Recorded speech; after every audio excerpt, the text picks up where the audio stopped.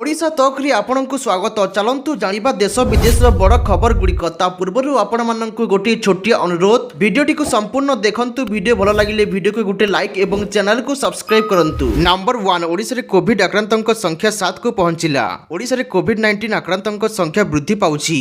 गत 24 घंटा रे आउ 2 जण रोगी चिन्हट होइछन्ति जहाद्वारा राज्यर सक्रिय केस संख्या 7 को पहुंची। स्वास्थ्य सचिव एस अश्वती नारायण मतरे यह संक्रमण गुड़ी को माइल्ड वेरिएंट सहित जड़ित एवं यार चिंतार कौन कारण नहीं। स्वास्थ्य विभाग जनाई जे एक नूतन आक्रांतक आरटीपीसीआर टेस्ट रिपोर्ट अपेक्षा अच्छी। पूर्व चिन्हट होता रोगी मैंने सुस्थ अच्छा। केंद्र सरकार निर्देश अनुजाई राज्य सरकार कोविड परिचालना करुँच। विभाग पक्षर लोक सावधान रहा कहुच्छी मात्र भयभीत न होगा परामर्श दि जाऊँगी। सामाजिक दूरत्व और मास्क परिधान बोली निरापत्ता पदक्षेप मानिबा अनुरोध करा जाउछि। नंबर 2 रथयात्रा परिवहन नक्शा चूड़ांत तालबणियारू जिला हाईस्कल जाए मागणारे गड़ब 100 ऑटो। श्रीक्षेत्र पुरी रथयात्रा तालबणियारू जिला हाईस्कल जाए 100 ऑटो चलाचल करिवो। एही ऑटोरे यात्री माने संपूर्ण मागणारे जीवा आसिबा करि परिबे। ए प्रकार समस्त व्यवस्था जिला प्रशासन पक्षर जोगाई दिया।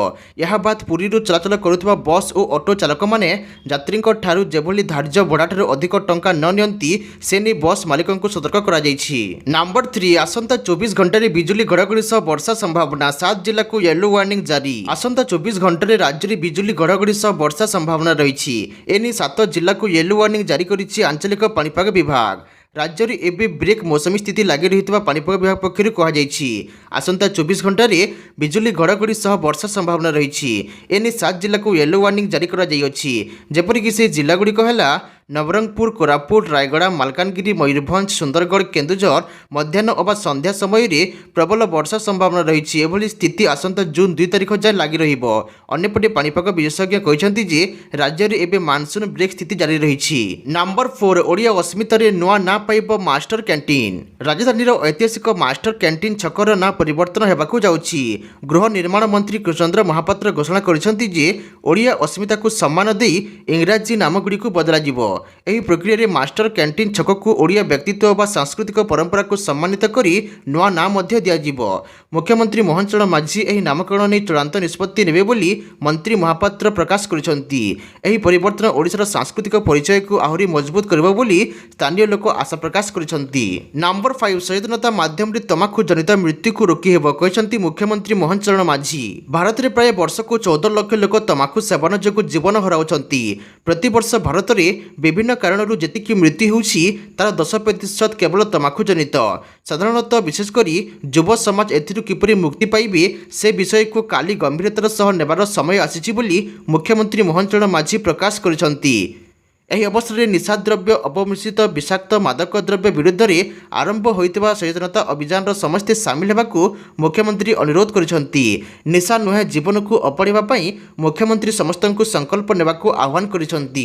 नंबर 6 लघुचाप वर्षा क्षतिग्रस्त चाषी को मिलिबो त्वरित क्षतिपूरण। राज्य में 27 रु 30 मई मध्य होइतबा लघुचाप वर्षा क्षतिग्रस्त चाषी को त्वरित क्षतिपूरण दियाजिबो बोली राजस्व मंत्री सुरेश पुजारी प्रकाश करिसेंति।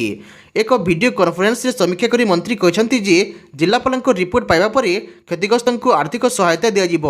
राज्य में यह समय हाराहारी 41.9 मिमी वर्षा होता बेले केन्द्रापड़ा, कलाहांडी, जगतसिंहपुर समेत 8 जिले में 50 मिमी अधिक वर्षा रेकर्ड होती। सेहीपरि अन्य 22 जिले में 10 रु 50 मिमी वर्षा रेकर्ड होती। मंत्री पुजारी प्रकाश करते जे चाष क्षेत्र और घरद्वार क्षतिग्रस्त होता समस्त को सरकारी सहायता मिल। जिला प्रशासन शीघ्र क्षतिग्रस्त मूल्यांकन कर रिपोर्ट प्रकाश करेंगे। नंबर 7 बलोचिस्तान में एमएलए आतंक, सरकारी अधिकारी मृत्यु, सरोवर रक्तपात। पाकिस्तान अशांत बलोचिस्तान प्रदेश में ईरान सीमांतवर्ती सरब सहर में पुणी थे रक्ताक्त संघर्ष। बलोचिस्तान लिबरेशन आर्मी बेलेर सशस्त्र विच्छिन्नतावादी आक्रमण में जड़े वरिष्ठ सरकारी हिदाय बुलेदी निहत होती। आक्रमणकारी माने तांको घर समेत केतेक सरकारी कोठारे निआं लगाई देथिले एवं किछि समय पई दखल करिथिले। बीएलए एही आक्रमण पई निजकु दायी करिछि। पुलिस अनुसार सुरक्षा बाहिनीर पाल्टा कार्यानुष्ठान परे आक्रमणकारी माने एक बैंक लुटी पलायन करिथिले। एही घटना रे 4 जण साधारण नागरिक मध्य निहत होइछन्ति। प्रधानमंत्री शहबाज शरीफ एही बर्बरता कांड को दृढ़ निंदा करबा सह अपराधी को शीघ्र धरिबाकू निर्देश दैछन्ति। अंचल रे सुरक्षा व्यवस्था कड़ाकड़ी करा जायछि। नंबर 8 ईरान परमाणु ବାଣ ବୋମା ତିଆରି କରିବାକୁ ଯାଉଛି କହିଛି ଆଇଏଇ। ଇରାନରୁ ଆସୁଥିବା ରିପୋର୍ଟ ସାରା ବିଶ୍ୱର ଉତ୍ତେଜନାକୁ ପୁଣି ଥରେ ବୃଦ୍ଧି କରୁଛି। ଜାତିସଂଘର ପରମାଣୁ ସୁରକ୍ଷା ସଂସ୍ଥା ବା ଆଟମିକ୍ ଏଜେନ୍ସି ଏକ ରିପୋର୍ଟ ଅନୁଯାୟୀ ତେହରାନ ଅସ୍ତ୍ରେ ଗ୍ରେଡ୍ ୟୁରାନିୟମ ଷ୍ଟକ୍ ଆହୁରି ବୃଦ୍ଧି କରୁଛି, ଅର୍ଥାତ୍ ପରମାଣୁ ବୋମା ତିଆରି କରିବାର ସକ୍ଷମ। ଏହି ରିପୋର୍ଟ ପରେ ଆମେରିକା, ୟୁରୋପ ଏବଂ ମଧ୍ୟପ୍ରାଚ୍ୟରେ ହଲଚଲ ସୃଷ୍ଟି କରିଛି। ଏହି ରିପୋର୍ଟରେ କୁହାଯାଇଛି ଯେ ଇରାନରେ ଏବେ ଏତେ ପରିମାଣର ୟୁରାନିୟମ ଅଛି, ଯଦି ଏହାକୁ ଆହୁରି ଉନ୍ନତ କରାଯାଏ ତେବେ ଏହା ପରମାଣୁ ବୋମା ତିଆରି କରିବାର ସମ୍ଭବ ହୋଇପାରେ। ଏହି ଷ୍ଟକ୍ 60% ପର୍ଯ୍ୟନ୍ତ ଉନ୍ନତ ଗୁଣବତ୍ତାର ୟୁରାନିୟମ, ଯାହାକୁ ଅସ୍ତ୍ର ଗ୍ରେଡ୍ 90%ର ଆହୁରି ନିକଟତର ବୋଲି ବିବେଚନା କରାଯାଉଛି। ନମ୍ବର 9, ସାମ୍ବାଦିକ ବେସ୍ରେ ପାକ୍ ଗୋଇନ୍ଦା ତଥ୍ୟ ଦେଇ ସିଆର୍ପିଏଫ୍ ଯବାନ ଗିରଫ। ନିଜକୁ ସାମ୍ବାଦିକ ପରିଚୟ ଦେଇ ଜଣେ ପାକିସ୍ତାନୀ ମହିଳା ଗୋଇନ୍ଦାକୁ ଗୁପ୍ତ ତଥ୍ୟ ପ୍ରଦାନ ଅଭିଯୋଗରେ ସିଆର୍ପିଏଫ୍ର ଜଣେ ଆଇଏସ୍ଆଇ ମୋତି ରାମ ଜାଟ୍କୁ ଏନ୍ଆଇଏ ଗିରଫ କରିଛି। ପହଲଗାମ ଆକ୍ରମଣ ପରେ ସୁରକ୍ଷା ଏଜେନ୍ସିର କଡ଼ା ନଜରବନ୍ଦୀ ମଧ୍ୟରେ ଏହି କାର୍ଯ୍ୟାନୁଷ୍ଠାନ ହୋଇଛି। ମହିଳା ଜଣକ ଚଣ୍ଡିଗଡ଼ର ଏକ ଗଣମାଧ୍ୟମର ରିପୋର୍ଟ କରି ଏସ୍ଆଇଙ୍କ ସହ ଯୋଗାଯୋଗ କରିଥିଲେ। ମେସେଜ ଓ ଭିଡ଼ିଓ କଲ୍ ଜରିଆରେ ସମ୍ପର୍କ ବଢ଼ାଇ ସୁରକ୍ଷା କର୍ମୀଙ୍କ ନିୟୋଜନ ସମ୍ବନ୍ଧୀୟ ପିଡିଏଫ୍ ସମେତ ଅନ୍ୟ ଗୁରୁତ୍ୱପୂର୍ଣ୍ଣ ସୂଚନା ହାସଲ କରିଥିଲେ। ଏଥିପାଇଁ ଏଏସ୍ଆଇଙ୍କୁ ମାସିକ 3500 ଏବଂ ଅଧିକ ତଥ୍ୟ ପାଇଁ 12,000 ଟଙ୍କା ମିଳୁଥିଲା। ତାଙ୍କ ଫୋନ୍ରୁ ଅନେକ ଚାଟ୍ ମଧ୍ୟ ଜବତ ହୋଇଛି। ପୂର୍ବରୁ ମଧ୍ୟ ଏଭଳି ଗୋଇନ୍ଦାଗିରି ମାମଲା ସାମ୍ନାକୁ ଆସିଥିଲା।